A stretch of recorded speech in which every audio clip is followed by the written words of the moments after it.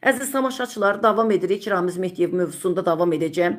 Deməli, bir müddət əvvəl demək, keçmiş partiya sədri vardı. Əflan İbrahimov Lav TV-nin efirində Ramiz Mehdiyev haqqında danışmışdı. Hətta onun bir şok deməli bir açıqlaması vardı. Deyirdi ki, Ramiz Mehdiyevin qəbuluna girmək 10.000 manatdır. Və adam iddia edirdi ki, özü də şəxsən 10.000 manatı verib və Ramiz Mehdiyevin qəbuluna girib. İndi Babalı onun öz boynuna, bilmirəm nə qədər həqiqəti deyib, nə qədər həqiqəti danışmayıb, əziz tamaşaçılar. Onun bir çox, belə deyək, insanlara qarşı həm də demək, səsləndirdiyi fikirlər var idi. Təsdiqini tapmadı, çünki bildirirdi ki, o vaxtı Gülər Əhmədova ilə bağlı danışmışdı və bildirmişdi ki, həm onun milliyyəti ilə bağlı danışmışdı, eyni zamanda bildirmişdi ki, o zamanında Hafiz Hacıyevin partiyasına onu zəhərləmək üçün gedib. Sonradan Gülər Əhmədova onu məhkəməyə verdi və Əflan İbrahimov o məhkəməni uduzdu və üstəgəl Gülər Əhmədovadan da üzr istədi. Və əziz tamaşaçılar, onun Lav TV-yə efirində səsləndirdiyi bir fikir də ciddi rezonansa səbəb olub. Hər halda Ramiz Mehdiyevlə bağlı müsahibə verən Əflan İbrahimov orada bir nəfərin də adını çəkib. Bu Nurlan Həsənovdur və Əflan İbrahimov onu Əli Həsənovun qohumu kimi təqdim edib, qardaşı oğlu kimi.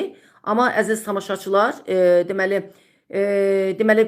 bu prezidentin sabiq köməkçisi Əli Həsənovdan gedir söhbət, onun qardaşı oğlu kimi təqdim etdiyi Nurlan Həsənovun isə hər halda Əli Həsənova hər hansı bir qohumluq bağı yoxdur. Nurlan Həsənovu yaxından tanıyan bir neçə şəxs bizimlə əlaqə saxlayıb bugün və bildiriblər ki, soyadlarının eyni olmasına baxmayaraq bu şəxslər arasında heç bir qohumluq əlaqələri yoxdur. Həmin şəxslər əlavə olaraq bildirirlər ki, Nurlan Həsənov ən çətin zamanlarda belə mərhum prezident Heydər Əliyevi parlamentdə müdafiə etmiş, Azərbaycan Milli Məclisinin istiqlalçı deputatlarından olan bir neçə rayonda polis rəisi işləmiş Allahverdi Həsənovun qardaşı oğludur. Yəni Əli Həsənovun yox, Allahverdi Həsənovun. Hətta əziz tamaşaçılar, onun görüntülərini də mənimlə bölüşüblər. Mən o görüntüləri də indi buradan sizin diqqətinizə çatdıracağım.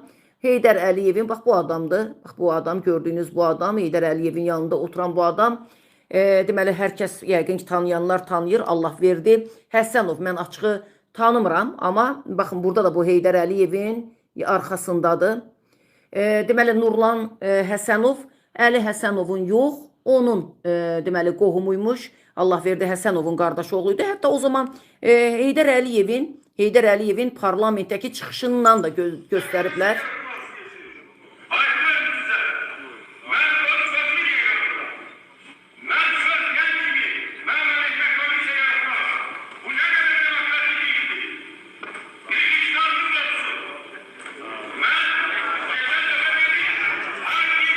Əziz tamaşaçılar, yəni mən bu videonu da sona qədər göstərə bilməyəcəm, amma orada da bir epizod var. Bax, Heydər Əliyevin arxasında gəldi, dayandı həmin şəxs. Yenə də deməli, Nurlan Həsənovun əmisi Allahverdi Həsənovdur. Yəni, bu mənim efirim canlı yayıma gedir və orada iştirak edən hər kəsə aiddir. Yəni, hər kəs, belə baxaq, informasiyaları doğru düzgün verməlidirlər.